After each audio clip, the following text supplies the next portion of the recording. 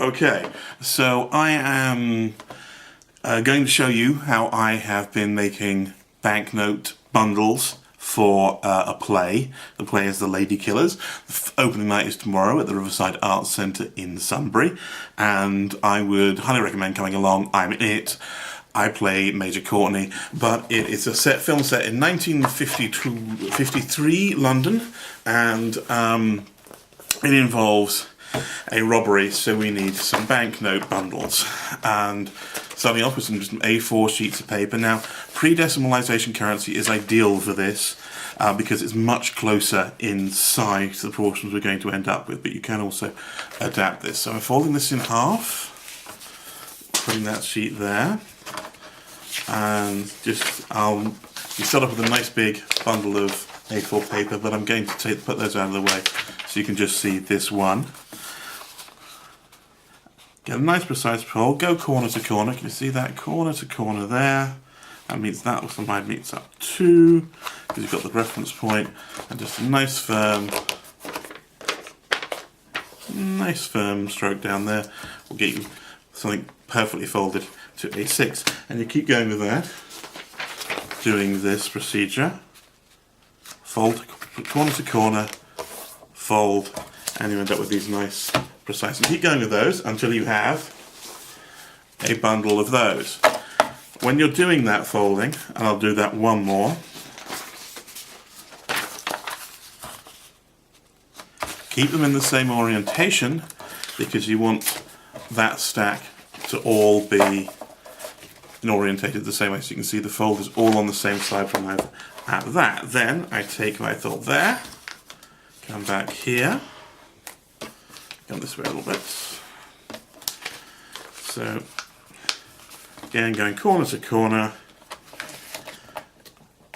Sometimes this corner that'll be a little bit more sticky. It's easier if you use the folded edge. So I'm taking the folded edge, that's the folded edge there, doing that corner to that corner, coming back and then across. That gives me a nice, not absolutely perfect, but pretty good. And now I'm wondering if my autofocus is off, but a pretty good thing. And you keep going that again, you're keeping them in the same orientation. I'm taking that from that side to there, down, stroke. So that side, and all these pieces of paper, that side has one visible edge from the fold. Each piece of paper has 2 visible edges there, and the single ply is on that edge, and that's all parallel. And you keep going until you have a nice bit watch with those 2. And once you've done that, you're going to take some sheets now of paper. These have a pre-1952 banknote printed on them. In the corner of that piece of paper, what I've done is I've taken an image off the internet, off an eBay site, and put it on top of another one that I've stretched out slightly. My printer's not good at doing edges, so it's over the edge, but this will look fine, especially on these 1952 single colour white banknotes.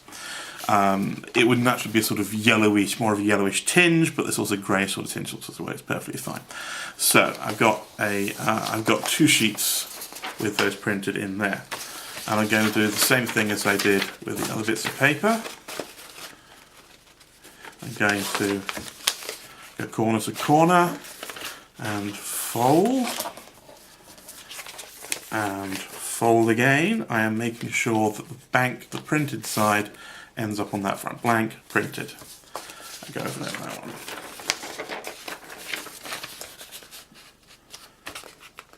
I'm folding the same way so they're all regular. And because I've stretched out the bottom thing, that is actually going nicely into the middle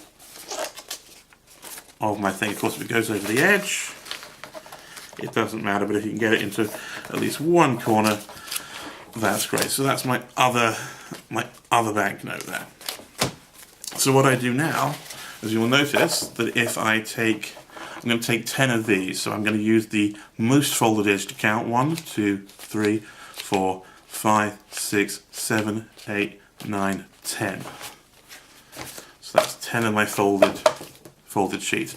You'll notice if I try and squidge those up there, they will not look even because that side is going to look thicker and looks very folded. This side, on the other hand, does not look folded at all. But what I do is I rotate one sheet 180 degrees. So I take it, turn it over. Then I take the next sheet that's got a folded edge, now that my 4-ply edge of my top sheet is against there, and my second piece of paper has just the folded edge. So I turn that, then I go to the next fully folded edge, turn, next fully folded edge, turn. And when I've got this in practice, I can do this very quickly. Next folded edge, turn, next folded edge, turn, next folded edge, turn, next folded edge, turn.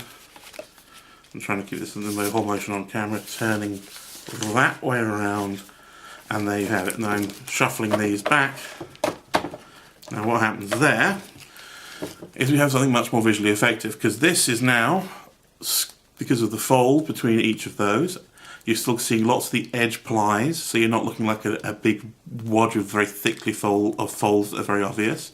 We see the folds, and the folds are at the, we see the single plies. The single plies are almost more obvious because they, I'm looking, I haven't actually started my audio recorder, that's annoying. So you're just getting audio, you're just getting camera only audio on this, so this is going to suck. It's 3 AM in the morning and I'm doing this ahead of the performance tomorrow, so bear with me. Because the multiple plies of the 4 sheets per piece of paper are creating more shadow, they're more obvious. And at least because you've got the corners balanced, that side with the corners balanced, that side and the corners balanced, that side are balanced with the corner balanced. In the opposite corner, it's now an even piece of paper. It does not have an even pile of paper. It doesn't have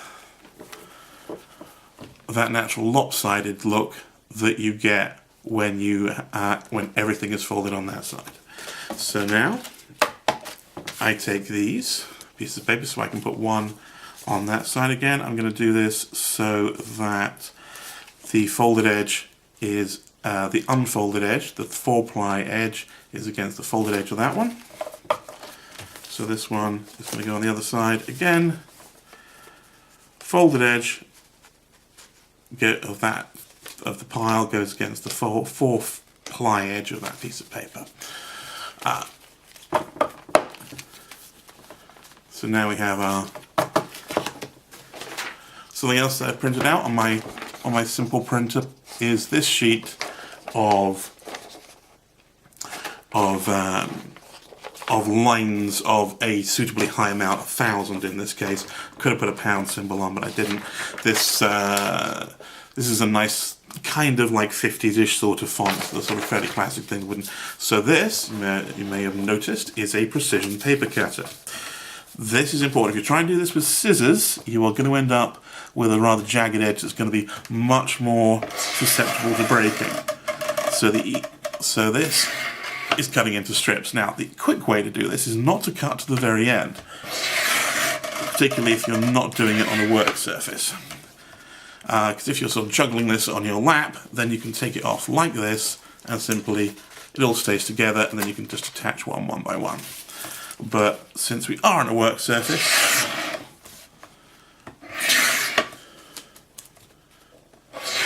I've got about 9 lines, so I will get about 9 strips out of this. All the way through for this one. I'm going to tuck that there. I love precision paper cutters. This one is my grandfather's and it was my favourite toy at the age of 6. Still using it today. So, I need to run over there for this next step.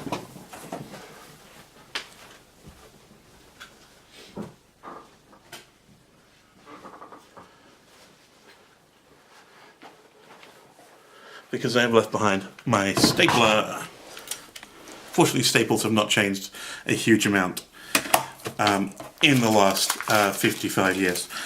Or at least they have a little bit, because they're different metals now, and they're sort of kind of thinner, but they won't be noticeable from the edge of a stage, so we'll be okay. So, going around the middle, wrapping that around, straightening that back up, getting that nice and tight there. What you do is you bend the paper in. Bend the paper in. So try and hold it at the edges so it doesn't slip out. You're getting an idea of where that piece of paper is. This is where it gets tricky. You tighten it a little bit. This is partly so that you get a nice tight hold on the corners, but also so that you can get the end of the stapler in, and you're going to want more than one staple. One, and that's 3 staples. Now, so this, a little bit of a bend on it. It's nice and tight, but that means that they won't flop and fold. And because you've got that concertina effect from the folds, they are squishing back against the piece of paper, just like nice, thick, antique banknote paper would without a fold, so that you get a nice thing there like that. You can see from a distance that this is concertina folded, but from a distance it looks like a nice big stack of banknotes from a robbery in 1953. And you see it's not wobbling. I can take just the edges there, I can shake that around, I can drop that. So this is where the precision cutter helps, because if there was a small wobble in the scissor cut on that edge, it might start to weaken and find its own way out. But with that, that is something I can get up to speed. Like I say, when you make a nice big pile of your folded paper, you make these folds, then you take those and turn them into these folds. And then you get your printouts and do those as a separate block, and then just add and add and add, and you make a big pile of these, you make a big pile of those, and then you count out your 10s, and once you've counted out your 10 of those, you stack them like that, and then you can just go pop, add your printed sheet on, and bundle. You can get a really good production line going and make lots. I've got this many in a very short time indeed. So that's how we're making banknote bundles for the Lady Killers at the Riverside Arts Centre. It's directed by Peter Cornish, who is a fantastic, fully trained director, very experienced, and has got some great acting talent there as well. Do check them out. Do come to Riverside if you see this in time. If not, do check out manorplayers.org. That's M-A-N-O-R, manorplayers.org, and you'll see details of upcoming shows that we'll be producing well into the future at the Riverside Arts Centre. Maybe check out some of the great photos that we've got from the production so far as well. Thank you for watching this video, and I hope this helps you in your own productions.